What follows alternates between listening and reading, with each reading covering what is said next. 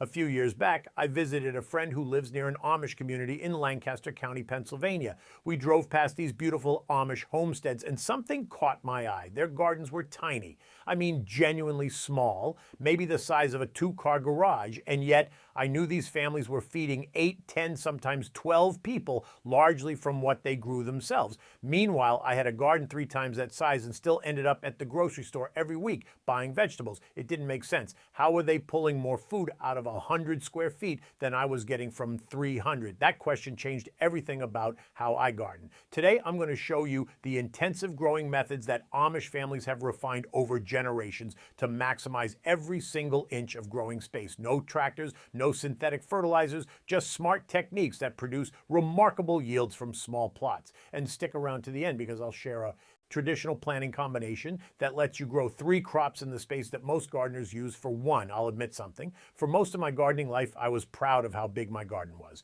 More space meant more food, right? That's what I thought. I'd plant my tomatoes 3 feet apart, my rows 4 feet apart, and I'd walk those wide paths feeling like a real farmer. But here's what I finally realized. All that space between plants wasn't growing food. It was growing weeds. I was watering dirt, not vegetables. I was maintaining square footage that gave me nothing in return. It's soil depth, fertility, timing, and spacing. Get those right, and a small plot outproduces a large one. The goal is to use machinery efficiently, wide rows, lots of space between plants, everything designed so a tractor can pass through. Plants don't need wide rows. They need deep, fertile soil and just enough space for their mature size.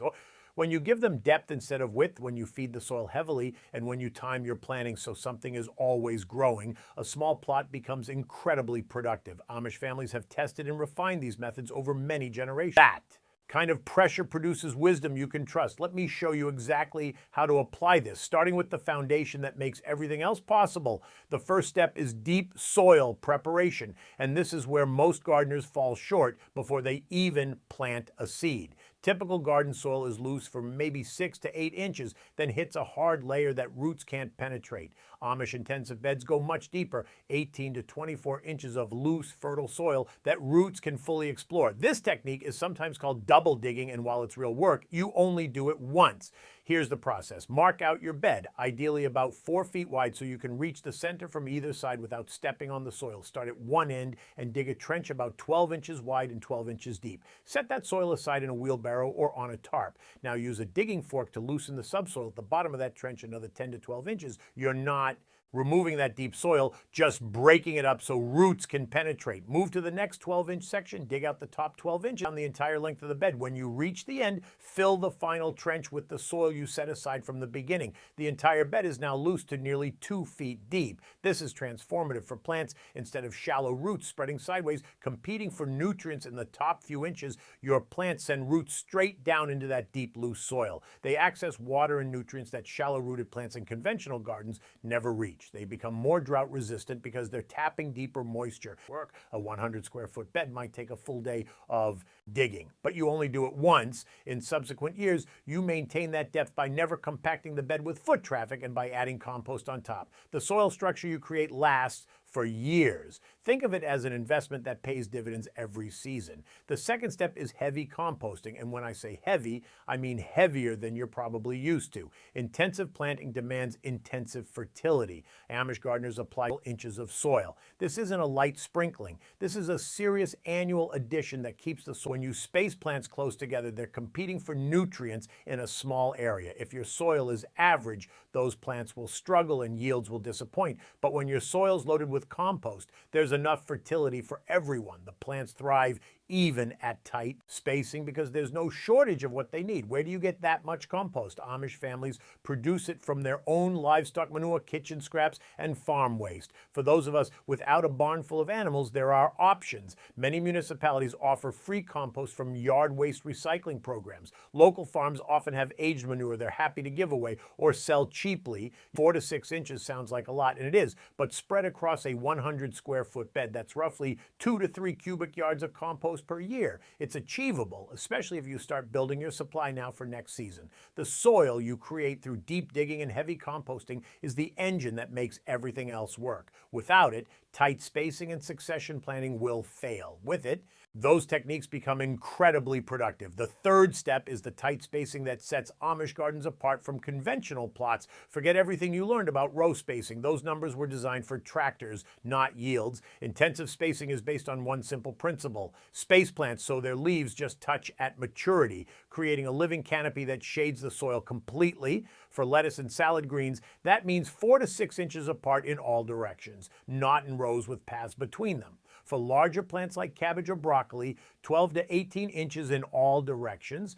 Tomatoes go 18 to 24 inches apart when grown on sturdy stakes or cages. Beans and peas can be planted just 4 inches apart when trellised vertically. This creates what's sometimes called a living mulch. When plant leaves form a continuous canopy over the soil, several things happen. Weeds can't germinate because they're shaded out. Soil moisture is retained because sun and wind don't dry it out. Soil temperature stays more consistent, which roots prefer, and you're growing food in space that would otherwise grow nothing or grow weeds. I want to be clear about something. This tight spacing only works in deeply prepared, heavily composted soil. If you try to cram plants together in average garden soil, they'll compete and everyone will suffer. The deep digging and heavy compost aren't optional steps. They're what make tight spacing possible. But when you've done that foundation work, the results are remarkable. A single 4 by 25 foot bed, 100 square feet, can produce as much food as a conventional garden 3 or 4 times larger, season long. The fourth step is succession planting, and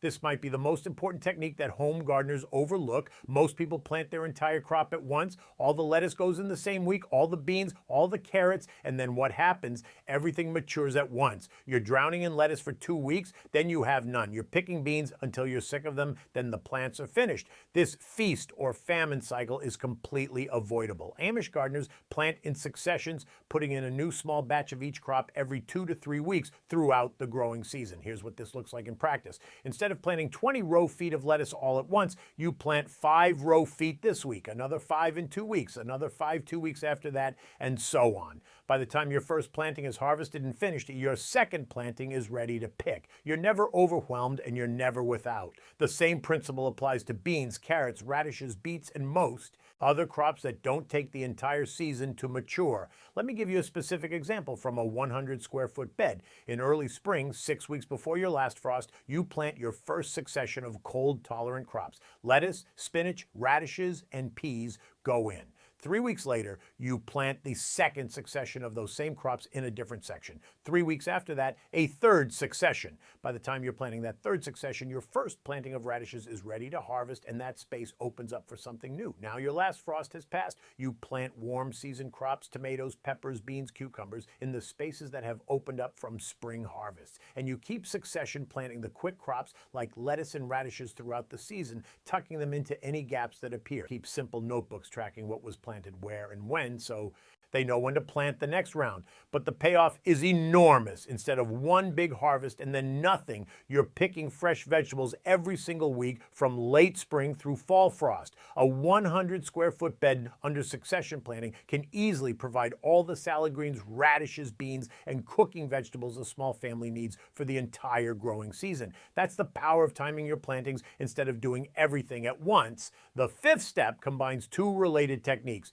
interplanting and vertical growing. Both are about using space that conventional gardening wastes. Interplanting means growing 2 or more crops in the same space at the same time, choosing combinations where the plants don't compete because they mature at different rates or use different parts of the soil. The classic example is radishes and carrots. Radishes mature in about 30 days. Carrots take 70 to 80 days. When you plant them together in the same row, the radishes germinate quickly and mark the row. Then they're harvested and gone before the carrots need the space. You've grown 2 crops in the area that most gardeners use for one. Another powerful combination is lettuce planted under tomato cages. In early spring, lettuce thrives in cool weather. By the time summer heat arrives and the lettuce bolts, your tomato plants have grown tall enough to shade that ground anyway. The lettuce is harvested before it becomes a problem, and the space that would have been bare dirt under your tomatoes produced a full crop of salad greens. Amish gardeners constantly look for these combinations: quick crops paired with slow crops, shallow-rooted plants next to deep-rooted ones,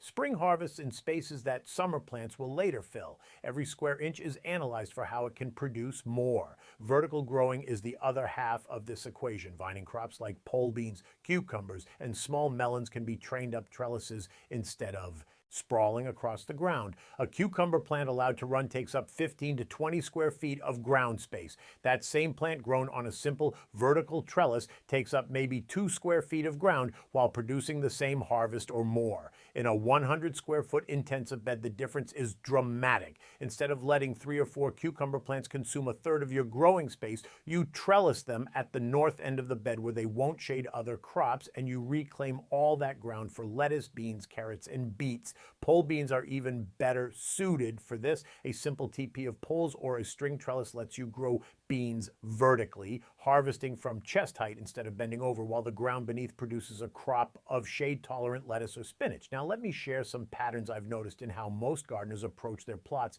compared to how Amish families approach theirs. I did all of these wrong for years, so there's no judgment here, just observations that might help you make the shift. The first pattern is prioritizing convenience over production. Conventional gardens are designed to be easy to plant and easy to walk through, wide paths, spread out plants, room for wheelbarrows, but all that convenient space produces nothing. Amish gardens are designed for maximum yield from minimum space. Yes, you have to reach instead of walk. Yes, harvesting takes a bit more care, but every square foot is working for you instead of sitting idle. The second pattern is shallow soil preparation. Most gardeners till or dig the top 6 to 8 inches and call it done, but roots want to go deeper, and when they can't, plants underperform and require more water and fertilizer to compensate. Deep preparation is hard work up front, but it creates growing conditions that support intensive planting for years. It's the investment that makes everything else possible. The third pattern is treating compost as optional. Conventional gardening advice treats compost as a nice addition, something you sprinkle on when you have it. Amish intensive gardening treats compost as essential infrastructure, applied heavily every year because the system demands it. Skimping on compost means your tight spacing will fail and your plants will struggle. This isn't a place to cut corners. The fourth pattern is planting everything at once and hoping for the best. Most gardeners treat planting as an event rather than a process. One big weekend in spring, everything goes in, and then you just wait and see what happens. Amish succession planting treats the garden as an ongoing production system. Something is always being planted, something is always being harvested, and the bed is never sitting idle, waiting for the next season. The fifth pattern is letting vines run wild. Sprawling crops feel natural, like you're letting the plant do its thing, but ground space is your most limited resource in an intensive garden. Training vines vertically isn't fighting the plant. It's directing its energy upward while freeing your precious soil surface for other crops. Now here's the bonus I promised you. There's a traditional planting combination that Amish families borrowed from Native American agriculture and adapted to their intensive methods. It's often called the Three Sisters: corn, beans, and squash planted together in a mutually beneficial arrangement. But the Amish version is modified for intensive spacing. Plant corn in blocks rather than rows, with stalks about 12 inches apart in all directions.